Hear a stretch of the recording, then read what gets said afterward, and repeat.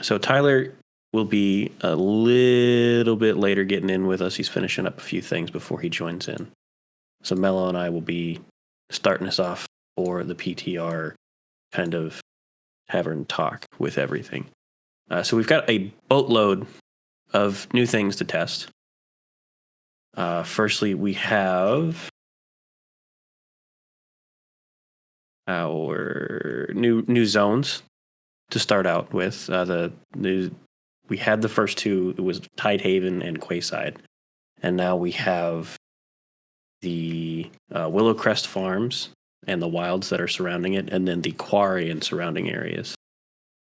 So those will be new places to go play through and quest. And once you hit level 10, the quarry quest line will actually, I think it's level 8. Either way, the quarry quest line leads you into the Troger dungeon, the new corrupted Troger dungeon. So we've got some new visuals on him. We are still actively tweaking the dungeon and updating the visuals on that to be more corrupted and whatnot. But that'll give everybody a chance to test the dungeon while we're doing things in PTR. After the Tavern talk, the build should go live. We are still working on a few things on it. There might be a very slight delay, but it should be up fairly quickly.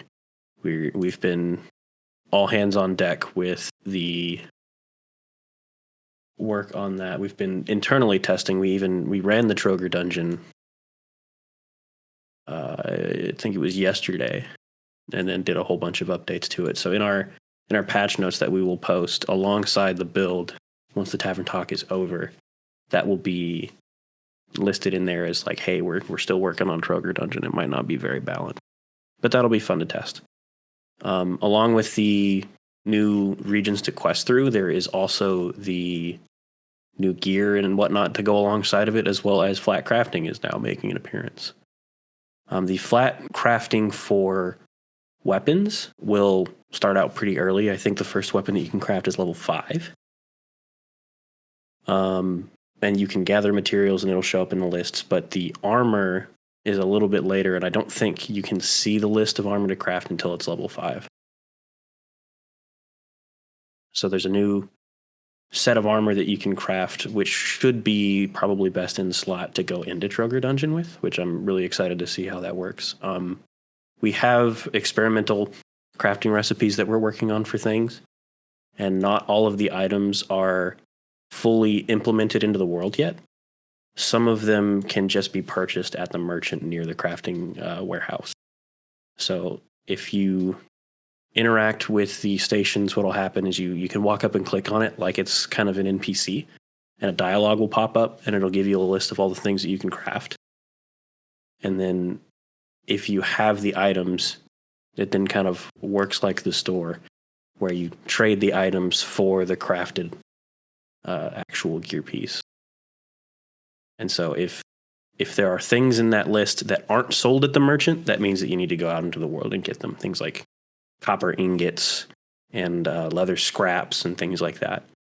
And then the weapons are crafted at the anvil, and everything else for armor is crafted at the there are workshop tables in the different crafting stations around the warehouse. There's one for cloth, there's one for leather, and then there's one for plate. Plate armor is near the forge. So we're still working on the designs for that crafting stuff, but as they actually come in, it'll make a lot more sense. On top of that, we very quickly will have, I'm not sure it'll make it into launch, but once we come back from GDC, I believe the full VR crafting is kind of the next thing that we're working on. Along with crafting and the Troger dungeon, there is also new repeatable quests that we are testing at the Tavern. The Wenching Whale has the repeatable quests that you can play through. I'm not quite certain what they're set up to be. I think one of them is infinitely repeatable up to a certain amount, and there's no delay. And then the other is set up as a daily. So we want folks to go interact with the barkeep and take those quests, do those quests, turn them in, and provide feedback on, hey, did they work? We've tested them ourselves internally, but I bet there's going to be a whole bunch of bugs for folks to find. Well, hi, Tyler. Welcome to the stage. Does my microphone work yet? Yes, it does. Hey, good. Hi, everybody. Sorry I'm late. I had to take kids to school today. Can't hurt. Busy morning. Mm-hmm. I informed everybody on what have we talked about so far. I mentioned the new zones, talked about new gear, and a little bit about crafting. Yeah. Yep, the pre-crafting crafting. Yes, the pre-crafting flat crafting. The pre-crafting crafting, yes, the flat craft. Exactly. Yeah. So we're still, because we have kind of a separate intermediary thing going on with the flat crafting, and then we've got a full design for the like full actual VR crafting that is not quite the same as the flat crafting. We're trying to make them kind of line up so there's not going to be a learning curve. Right. Whenever the full VR crafting is introduced, but yeah, and the intent is to let people mess with the recipes for balance, because crafting is an important piece of itemization, whether or not you're the person doing the crafting or buying it from somebody that decided to spend a lot of time crafting. Crafted gear is always slightly superior to its world drop counterparts until you get to like dungeon drops and that kind of stuff. But crafting does play a role. You can play the entire game and never craft anything and never use a piece of crafted gear if you want. That's your prerogative. It just helps enhance the experience. Yeah, and the way that we balanced it, or are trying to balance it, is that the crafting gear is slightly better than the quest reward gear, so that they're still. Let me fix that. We want to encourage players to like, hey, if I'm not a crafter, I can go talk to somebody that's a crafter and buy gear from them. And that's also how we've got the trade system. Hey, sorry, I forgot my camera. I got a new camera. I feel like I'm crispy. Did you talk about balance and that kind of changes, and talk about what we're kind of focused on for testing and what we're not focused on? Yeah, I haven't talked about that yet. So this update, as we mentioned during the last Tavern talk, this update now focuses on, because the last PTR wasn't, actual balance and XP distribution properly. Yeah. I think the pacing of leveling up is similar. No, it's much better. As far as like mobs go and things like that, the game's not going to feel as easy. You're still going to be, level 3 to 5, I think it is in Quayside, the docks.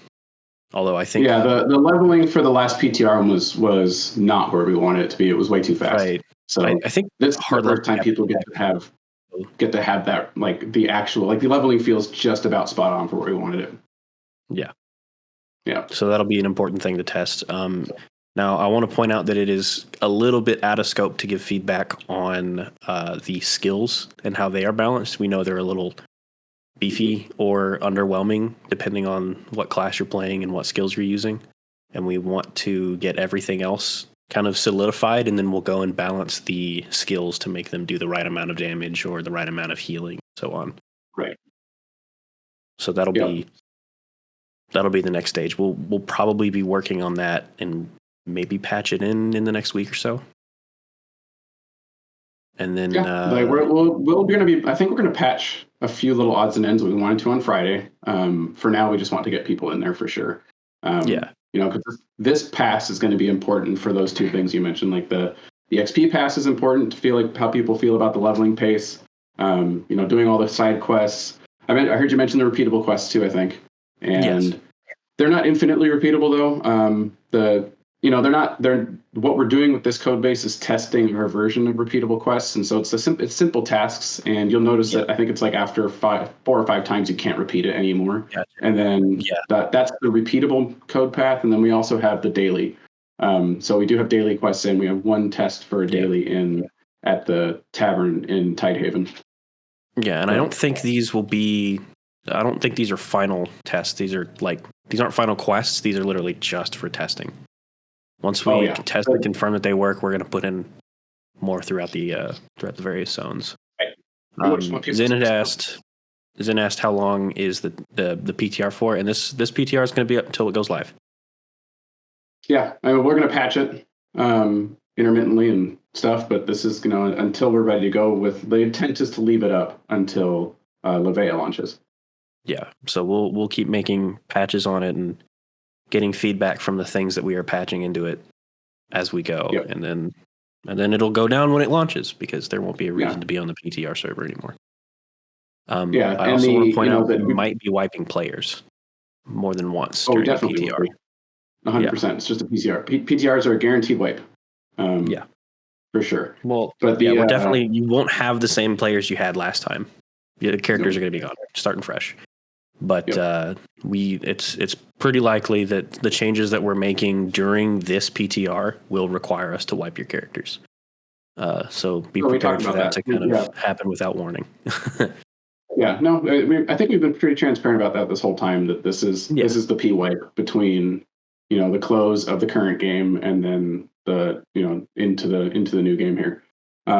We talked about the fact that this is all 4 zones that are launching. Mm-hmm. Yep. This is going to be the kind of the final 4 zone content that's going to go into launch. And so it's time to extensively test the crap out of it. Yep, exactly. So I think the last PTR was just the first 2 zones, if I recall correctly. It was Tidehaven and Quayside, and so this is going to be Tidehaven, Quayside, Willowcrest, and then the quarry itself, and the dungeon.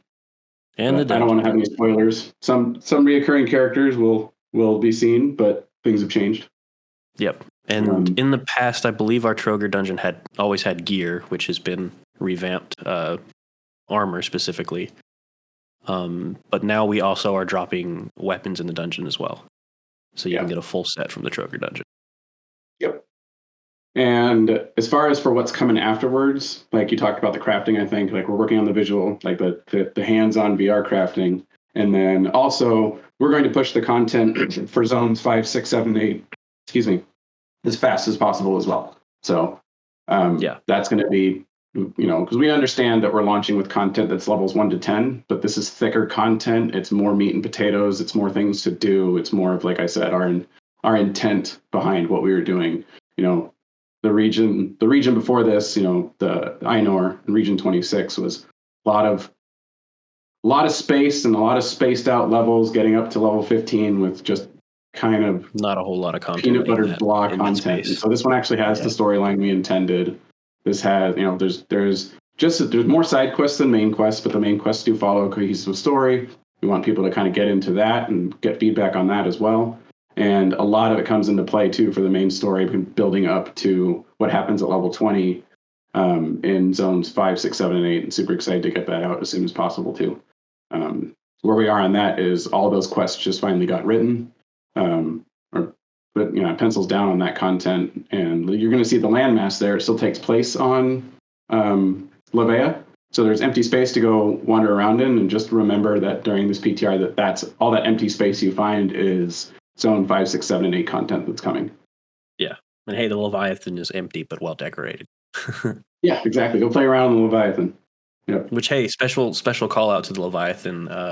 There was a bug that was causing it to not always load in on both platforms, and we fixed that, and now you can see the Leviathan pretty much from anywhere on the region. Yep. We took the airship. I don't remember where we took it to. I'm not a quest designer, so I forget sometimes the name of places. The airship. You took the route from Tidehaven over to the wilds outside of Willowcrest Farms. Yes, we can see that. We took it and seeing everything and seeing the Leviathan while also flying over, like, oh, hey, there's some spiders down there. Or, oh, hey, look at those mobs down there, the wolves and the deer. And seeing everything as you go over it, it just feels awesome. I also Return of the Glider. Yes. Yep. I know people miss that. Quest reward from the Troger. So once you do the Troger quest, you'll have your glider and can go explore the empty regions. Yep. I also want to point out, because that content is coming very quickly after, it's a little different in the way that we've been doing content so far with our PTR 1 and PTR 2 have been features on top of the content. The content comes pretty quickly and we can test it pretty fast, but we've also been doing a whole bunch of features and bug fixes throughout it as well. So it's going to be a little bit of that, but not anywhere near as like deeply feature bug fixing in between the content release of the next couple zones. We've got the new VR crafting that's getting worked on in the meantime, and there will be bug fixes, but between PTR 1 and 2 is very heavy, like new feature stuff. I mean, we've got our Rune of Returning. We had the mail system that dropped right as PTR 1 was coming out. A whole bunch of new features. There's the new wrist slots and whatnot for inventory. You talk about the reader returning? Oh, I did not talk about any of that yet. So the reader returning is our Hearthstone. Yeah. You now have pull it out of your everybody backpack starts with a Hearthstone. Yeah. You click to activate, and it'll teleport you to the mailbox that you set your home as. If you don't set a home, it's going to send you to the keep. Yeah. Now this but is every mailbox you find in the game, has a little option to set your Hearthstone to it. So there is a cooldown on it. It's an hour right now because we didn't want to stress things out, but we do intend on lowering that because we understand it's a VR game and nobody likes to wait an hour between Hearthstoning. So and the main quest does take you back to Tidehaven, quite frequently. So it's a nice way to speed back to Tidehaven. Yeah. On the Quest 3 and Quest 2, I want to point out that, hey, it's going to trigger a memory cleanup. You're going to get the little message. We're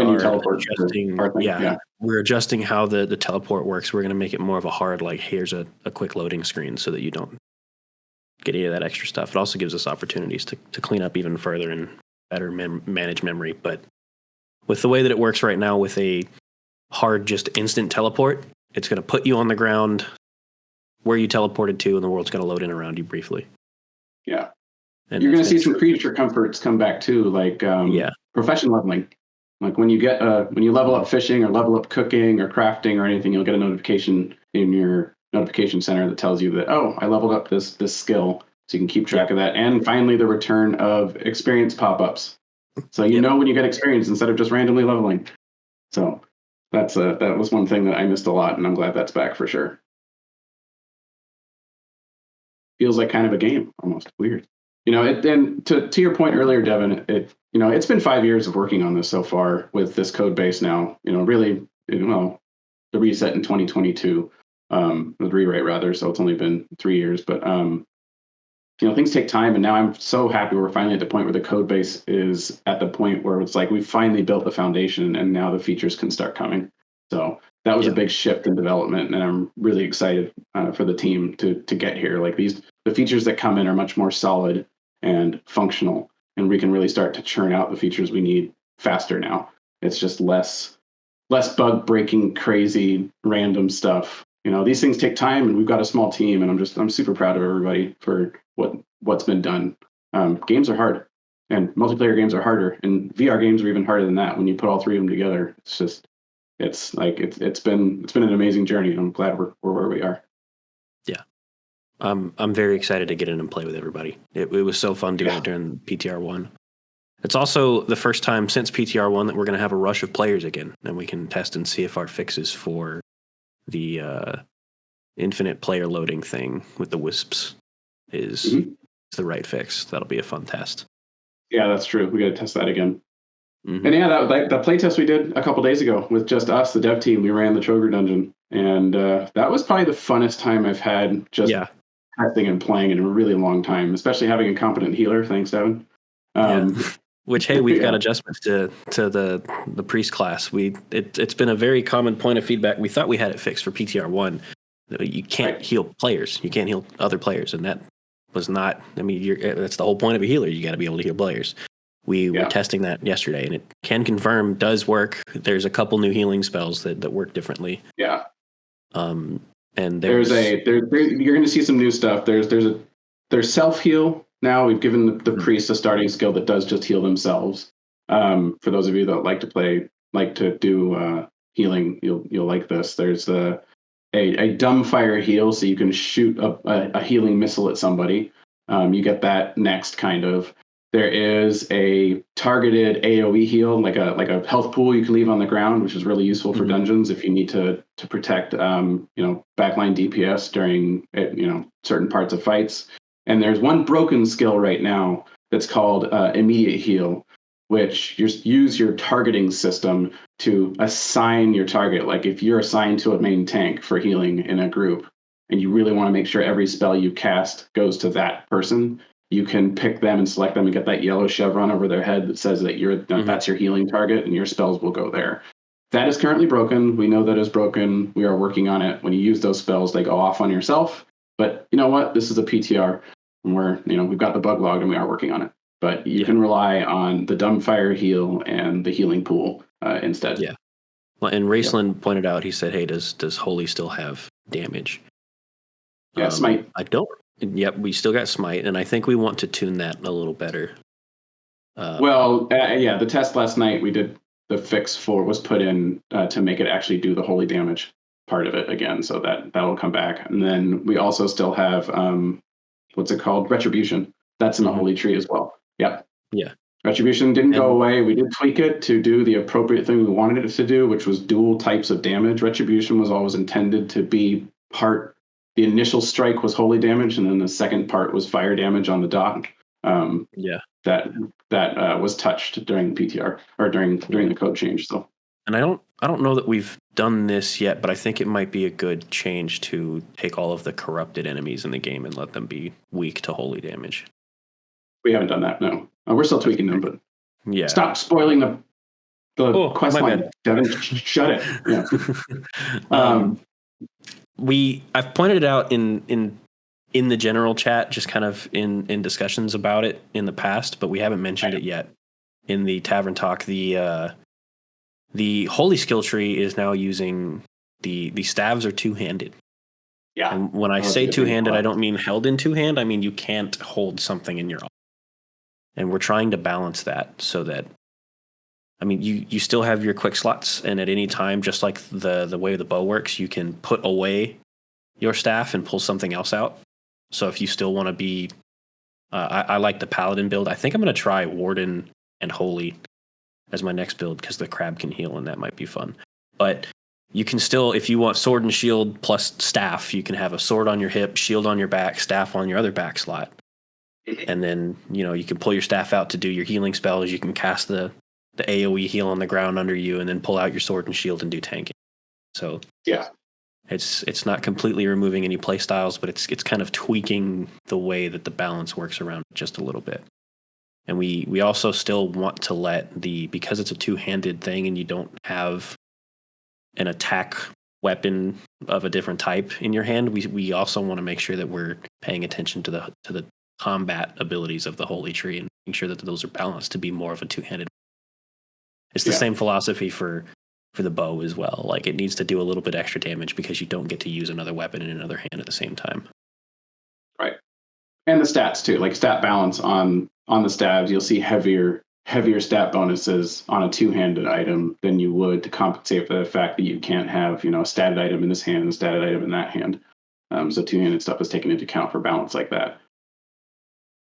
But this last playthrough I did, I'm a melee guy, always have been, but I went through as a warden this last playthrough all the way up through the end dungeon. And those of you that like wardens, I had a great time. I get it. Like that was fun. And pets got a little bit bigger, so no more tiny puppy and tiny bear cub. So we did increase the size a bit. We had a design discussion about it, and they are still smaller than their world counterparts, and that is intended because of the viewpoint of the game. This being a first-person VR game and not third-person like, other MMOs, having full-size pets in a party and around you, like actually get in the way of your visibility. So they just need to be a little bit smaller so you don't like keep killing line of sight on what you're trying to do when you're in a party. So yeah, when we were fighting Troger, Jason was tanking and your wolf was also fighting in the Troger's face. And when I was casting my missile heal at Jason, it would sometimes hit the wall. Yeah, sorry about that. He was an overzealous puppy. Yeah. Oh, skills too. We did a tweak. Want to get feedback from those of you that like wardens. Let us know what you think about how often the pets are using their skills in combat. We touched that. We set it to a really high value because we can't decide whether it was just too low or too high, or so where things at. And so people that love to play wardens and have their pet summons, I'd love that as a point of feedback from the experts out there. Genuinely can't wait to try out warden plus priest and have my crab as part of a healer. It'll be interesting. Balance. Did you talk about the mob balance? A little bit. So it keeps getting re-asked a couple times by a few different folks of like, hey, is the XP boost still a part of the PTR? Not this time. I want to point out that it wasn't necessarily an intentional, like, outright boost to XP. It was hey, we haven't balanced it yet, so you're going to level up fast. It was serendipitous that let people speed through content. Yeah, we wanted to let them play all the way through so that we could. Yeah. But now we've taken a pass on all the balance for XP. The mobs, we have done an initial pass, and just this morning in testing with the latest pass, been like, it's pretty good all the way up until about, what did you say, level 7? And level 7 or 8, I started to overpower mobs. But I think that's more reliant because you learn pretty quickly to rely on, like, we keep talking about like basic attacks, and like in the form of melee, like just swinging your sword without using any like any martial skills is not the intended way that we wanted this game to be played. You can rely on those basic attacks when you're low level, but as the content gets harder, we expect the players to rely more on becoming good at their class and using skills. And you really feel that ramp. You know, the last 2 or 3 builds in the development branch before this, I was playing, just face rolling everything. Like even, 1v1 elites were not a problem. And the last night's build and testing, like I said to you guys, I spent a lot of time hanging out in the graveyard, trying to eat food to heal, contemplating my life choices. It was not the same game. So things got much harder, but I did notice that ramp once I started to get better skills around level 7 or 8, I started to pretty much rock mobs again. And part of that, I think, that was being a warden. Like having a warden with a pet on elites are a little bit easier, because I could reliably keep the aggro off myself, that kind of stuff, because my pet was doing its job. So I do expect that to be a thing. I've never played a hunter in WoW, but the hunters that I did play with seemed to be very strong solo classes. So I think that's kind of an expected thing. I'm not a game designer. I can just go by what I play though, and it seemed to feel about right with what people tell me pet heavy classes feel like in other games. Mm-hmm. And I wonder if I'd go so far as to say I bet our initial pass at mob balancing is pretty okay, and it comes more into the balancing skills again. Mm-hmm. Again, we want that feedback though. If people find combos of stuff that are just, like they feel like they're too weak, we want to hear about it. People that feel like they're way OP want to hear about it. We do know that, I think you mentioned it, that the skill balance hasn't come through yet. Like our skills are intended where they are, but the attributes they rely on, the power scaling hasn't been dialed in yet. That's not what we're worrying about in this PTR. Because we've nailed down our attributes pretty solidly on weapons and armor. And we kind of want them to stay the same, and now it's a matter of balancing the skills to how effective are they in scaling with those attributes. Exactly. So that still needs to be tweaked. I also want to call out that, hey, we want some feedback on quest rewards as you play. We've already noticed a couple that we're tweaking and might squeeze into this build for launch of you complete like a main story quest, and then he offers you quest rewards, and it's like, wait a minute, this is like 2 or 3 levels higher, 2 or 3 levels lower than I'm supposed to be on the main quest line. So we would love some feedback on things like that to make it easier to catch, so we can be like, maybe we should move where in the quest line you get the gear, or change out what the gear is. We've got a lot of it nailed down, but there's still a few spots. There is a misleveled bow in Quayside during the bandit chain where it's unfair. Like the caster item, the melee weapon are both, I think, a level 4 reward, which is right about where you are, but for some reason the bow is level 5, and that made me grumpy when I was playing. But that's a tiny patch. That's a 3-second change, and that's not game breaking. Yeah. That's the fun of PTRs. We get to make those really tiny small tweaks that'll make the gameplay feel way better. Yeah. Yeah, exactly. And hey, also, health poses on things are still going to be slightly broken. We've fixed a handful of things all over the place, but the new quest items we aren't finished taking a pass on for things that you grab. I think one of the notable call-outs is that there's a quest where you need to go pick up some, I can't remember the item names, you probably do better, but you pick it up, and instead of picking up like the default bag out of a crate, you pick up the entire crate, and it's just floating above your hand. That is a ton of side quests. It is a stand-in model that we have. It's super ugly. We know about it. You pick up a giant crate with a magic, your hand, it floats underneath your hand. Yep, we know.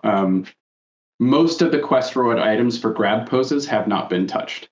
You'll notice that a lot as you play through this PTR. There's going to be a lot of like this kind of thing, where you go to grab it in the game and it feels like the item's floating under your hand like that. That happens a lot with quest items. It's cosmetic. It's not something I'm super worried about right now. It's a PTR. Yeah. And that's the kind of stuff we'll be working on alongside things. Yeah. Potions too. Potions float under your hand. We know. We'll fix it. Yep. But you know what? You can still drink them and they work and you can eat your food. So. Yep, they do. And I think we've in the dev blogs, we've talked about it a little bit. In text chat, we've talked about it a little bit, but I want to call out the new changes to the quick slot stuff. Under our the settings are under calibration at the moment. So that's kind of the best place that they can sit. That's not going to overcrowd the UI. But now, along with the actual in front of you belt slots that have settings that you can adjust, there's now also the wrist slots. The extra button on your controller you now can hold to pull out a radial menu that is the same thing as the quick slots that are in front of you. And that has all kinds of settings all over that you can adjust and tune to see how you like it. That has become my preferred method of play. Well, for those of you asking, yes, we will come back to, you'll see a revision to this as we incorporate more interactive slots with your hips again, like things you can come back. But the way my preferred play right now is to set things to wrist, and it is you hold up your wrist. If the slots are around you and you can reach with your other hand and grab stuff and put stuff away really fast. It's button contextual, and so they'll appear in any hand. So if you need to interact with this hand, you can reach to here. You can set it so it locks in place, so you can leave your wrist slot floating in the world and then interact with it. You can set it so it follows your wrist. You can set their spread, which I like to do to open it up a little bit so I can get my quest menu to sit in the middle of the ring of items, which is I find really useful. Play with it. I know there's lots of people out there that love to break it. There are a couple bugs with it that we're figuring out where, like, if you put things away in a slot that they can't fit into, you'll leave a highlight permanently on that. Sometimes changing out one-handed items causes them to not duplicate the item, but you get two icons that show up, but you can clear that. There's still a few little bugs with it, but we do want people to kind of test out that system and see how it feels. Yep. And then we will be bringing back the ability to grab things off your back or off your hips again down the line. I am personally a big advocate of that. I miss being able to put my bow away behind my back. Yeah, it's very muscle memory. I find myself doing it. It's the same thing as we just swapped from Alexa to Google Home, and I keep saying Alexa instead of OK Google, and it's the same thing. I go to put a weapon away, and it's on my back, and it's still in my hand, and I'm like, wait, I can't. Well, oh. All right, what else we got on the list? Lots of great. What else? I don't know how much else there is. We've talked about the dailies. We've talked about dungeon. We've talked about the new content and the leveling, the wrist slots, the rune of returning. Are there any other features that we're missing here? Yeah, we talked about XP. We talked about armor and stat balance, itemization. Man, I just want to get people in there. Yeah, same. Yeah. There's been a handful of fixes to some of the visual bugs on armors as well. Yes. I did find that broken pair. Xander found that broken pair of gloves again last night, though. Yeah, we need to remove that. I think, is it a quest reward or is it dropped by something? I think it's dropped by something. So somebody out there, maybe you guys will find that. You guys can hunt it for us. Find out where it's coming from. From old gloves that give you +5 agility, and they're level 5, and they're not supposed to be there. Yeah, level 5 agility is a nutty stat. I mean, even at level 10, you're not getting 5 agility from anything. Yep. Little OP gloves of discovery somewhere. Yep. One of the fun visual bugs on players was that the Odin, their neck would clip through the new armor. They've just got a thick base neck. That's been fixed. Oh, we didn't call this out, and this is probably my favorite thing. All the NPCs now have all of their visuals. That's true. They're no more carbon copies of guards anymore. That's true. All the NPCs are there. They still have a bug where it's funny. You guys will see it as well. We are going to fix it someday, where they blink and it moves their hairline. Yep. That's a little goofy. Yep. That's going to be probably one of the big things that I'm working on between launch and PTR is re-rigging those hairs. They've also got their voice lines too. A lot of them. At least the main. There is a bug currently where they don't play their turn-in voice lines though, which is annoying. But all the main story then, and you'll see this consistently through our design. Main story quests have voiceover. Side quests do not. But that's just something that was a deliberate design choice.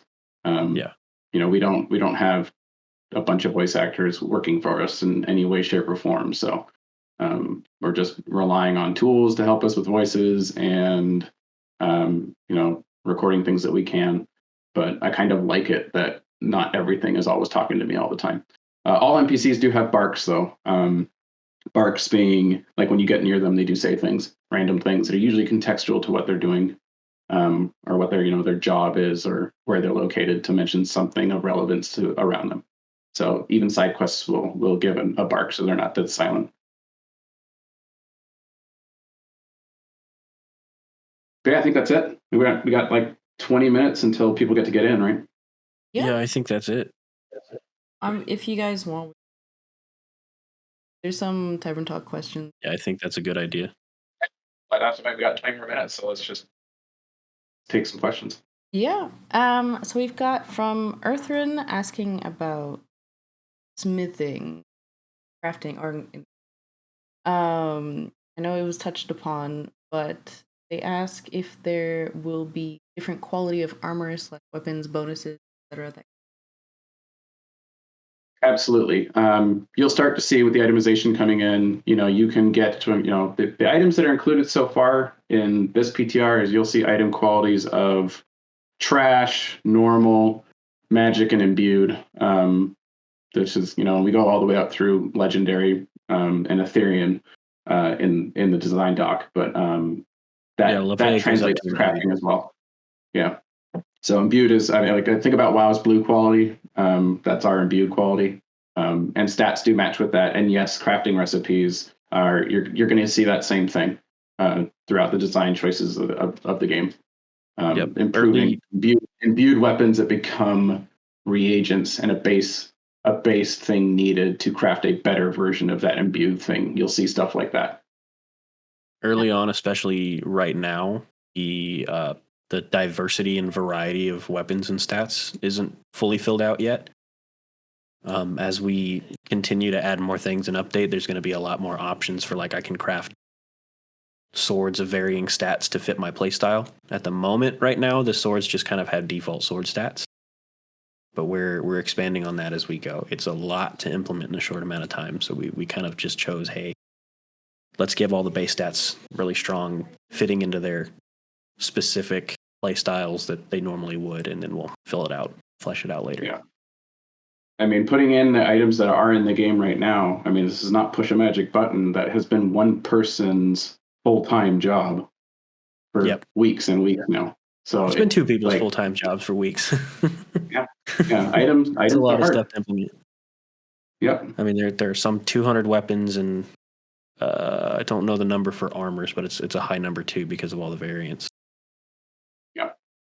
And then there was an additional question from Hawthorne, who asks, we know that for now, Blackcraft, but when it is more VR centric, what will smithing look like?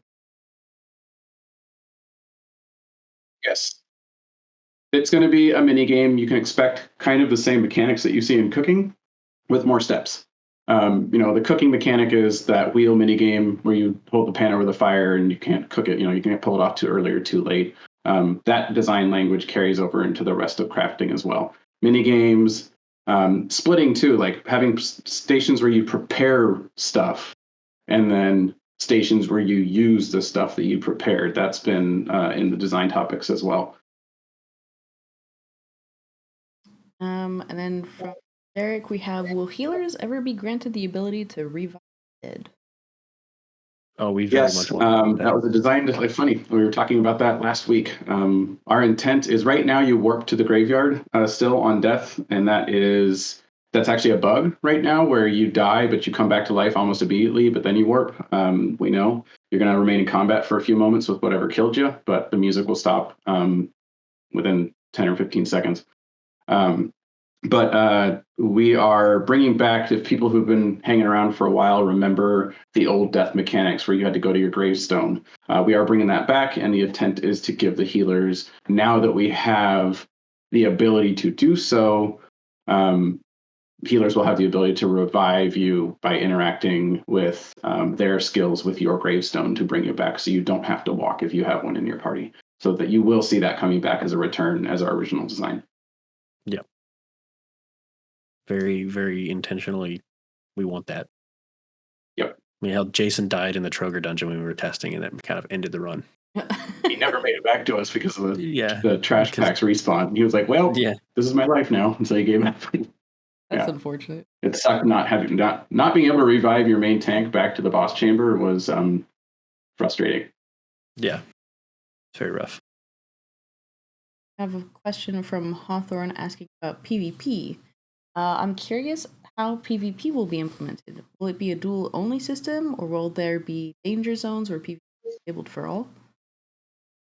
We want to stick with our original design, our original thoughts around that, which is dueling systems that you can flag for PvP, entire zones dedicated where you can't unflag. Think of like a battleground with some different types of those battleground, like arena style games, like Capture the Flag or Battle Royale, that kind of stuff. When we get there, that's exactly what we still intend to do. So in chat, I see Gil asked, how is XP assigned for support players? No, Zin asked. I answered it. You answered it, or you need an answer? Sorry. I think Zin answered it.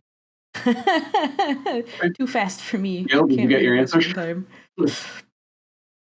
But they did have a question earlier about there we go, about Kickstarter reward. Saying the game no longer resembles anything like it did years ago. Are you still going to honor the Kickstarter and Patreon rewards? What happens with compatible rewards? That is, it's our intent is to get the game to resemble more of what we wanted on Kickstarter originally. What we launched with had nothing from Kickstarter in it, basically. All those cosmetics that people bought, like we will still honor those systems. Those type of things are still things that we want to do. So we're going to be keeping with those as we get closer to launch. We've been focused mainly on make game. I think the visual style of some of the things will be different because the visuals of our game have evolved over time. That's a good call out, yeah. But as far as like what the thing is, like, we still want those. It'll be like that's a really good, like some of those Patreon rewards just do not match the art style, and in that content, you're absolutely right. They don't resemble the art style of the game anymore. The art style evolved. We can't drop that stuff in. It wouldn't fit. It wouldn't work. Yeah, compatible art style versions of those items are still something that's the way to say that, are still things that we want to give people for cosmetics they got into back then. Same with with Kickstarter, Patreon, and the beta skin shop, especially with the cosmetic pets like that Firewolf. That Firewolf does still match the art style of the game, and we intend to use that. Yeah. Yep. Sorry. I want to take a moment because I know it's been brought up a couple times in the different auto mod requests and whatnot. There's been a handful of folks talking about, hey, where's this, where's that for Kickstarter rewards of various things, and I kind of want to just take a moment to talk about them all really quick. So folks that bought the beta access stuff, that wasn't a copy of like the live digital version of the game. That was access to the paid beta. So that key is not the same as a digital copy of the game. So that stuff doesn't work. I know there's been a couple folks that have said, I've got an invalid key. And that's probably what it is using a beta key to try and get access to the Steam copy or a meta copy. Those keys don't work. Those were Mage Portal keys specifically for downloading the game from Mage Portal when we were running beta. Yep.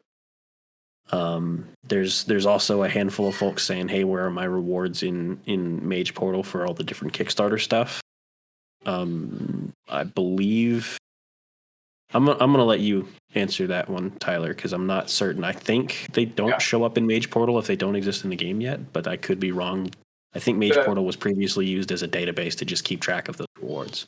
It is. The good news is we have the data from the databases, so we know what everybody has still from all this stuff. We kept the data, and that's all there. The Mage Portal is still having its backend redone. There was a time where I think it was during Alpha 1 where you could log in and you could see every one of your Kickstarter rewards in Mage Portal. We had to disconnect Mage Portal from being an authentication method in the game because it was getting screwy. That exposed other bugs in the back end of Mage Portal, so we kind of took that stuff down. But we do want to get back to it and still have it be a place where you can go say, oh yeah, I have this reward, and then like the redemption of those rewards, you'll see like in the codex even there's a new tab that showed up. I think at launch or just shortly after launch, one of the patches that has a claim and a little shopping cart in it. And that's where you'll see rewards eventually. You won't get them from Mage Portal anymore. The design intent is that if you have something that's awarded and unclaimed in Mage Portal, you use the UI in the game, the codex, to grab it and use it.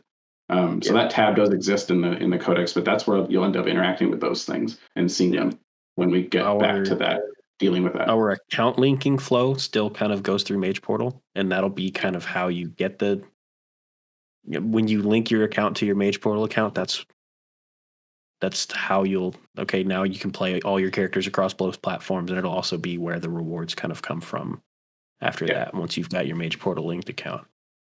That being said, rewards don't exist yet, so it's not a whole lot of, it doesn't do anything. So the main use of Mage Portal right now is to link your accounts between platforms. There's also the ask of, what about the Kickstarter backers that did get digital keys and have multiple keys? We did limit everything to one key per person right now. And I think it might have even been brought up in the last Tavern talk that we do intend to open back up key giveaways. Yeah, we do. We need to.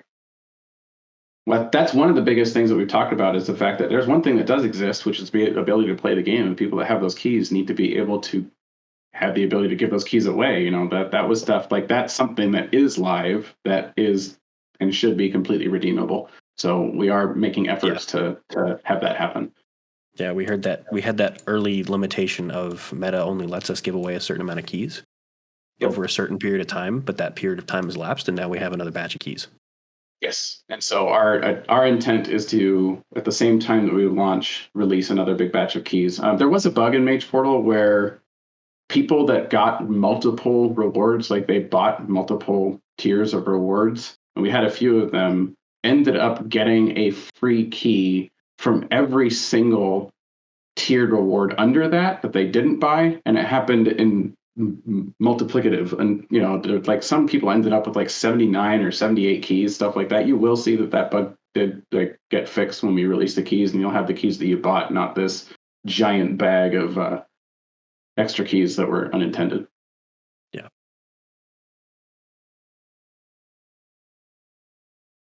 I think that answers most of those questions in that. Are there anything else hanging in that topic, Mello, that I might have missed? No, I think you covered most of what the tickets have been asking. I don't have any pending questions I haven't talked. Okay. It's a matter of picking up responses. Yeah. There are going to still be a handful of folks that just need help getting access to their keys, and their actual keys. And that's fine. We can still continue to help those, but I wanted to help put down some of the tickets that were extra, hey, you probably don't actually have a digital copy of the game because it was a beta key. Yeah, well, I'm not sure we have enough time for another question because we're 4 minutes out. Yeah, I think that's just about it. It's time to get these builds up. Yeah. People are waiting. Yep, I can see the dev. pinging over there in the other channel about the is it time to should we push button? So let's go get that rolling. Yep. Yeah, all right, gamers. We'll push out a ping, and then also the how to switch to PTR linked, which Daisuke has been everywhere, thankfully. Yep. And yeah. Yep. We'll also post patch notes while we're making things live as well. Yeah. Perfect. Thank you, everybody. Appreciate it. Hope you have fun today, and keep those reports coming in and enjoy yourselves, please. Yep. We'll see you in game. Yeah. Thanks for joining us. Thanks, everybody. Peace, gamers.